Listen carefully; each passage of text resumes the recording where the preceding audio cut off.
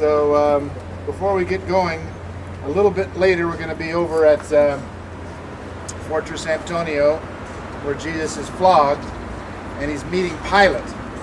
And I can't bring my Bible through the Temple Mount because we're coming through the Temple Mount. They're very cautious about bringing sacred items in here. So I'm going to read this verse, and I want you to remember it when we get over there. He was oppressed.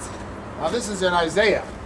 He was oppressed and afflicted, yet he did not open his mouth. Like a lamb he was led to the slaughter, like a sheep before the shears is done. I can't read that over there, so just remember that, and we'll get to that in a second. But first, everybody say Gethsemane. Gethsemane. And they went to a place called Gethsemane, and he said to his disciples, "Sit here while I pray."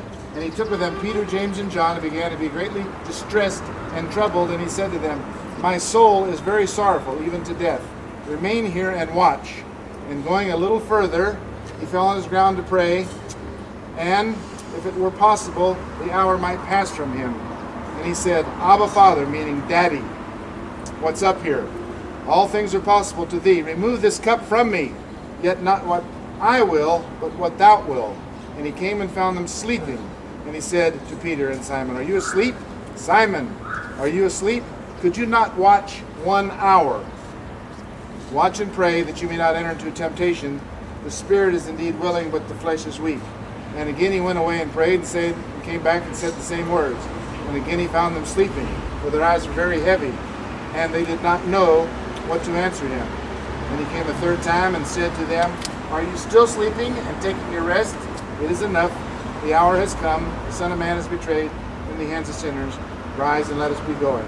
My betrayer is at hand." And immediately, while he was still speaking, Judas came, one of the 12, and with him a crowd with swords and clubs, and the priests and the scribes and elders.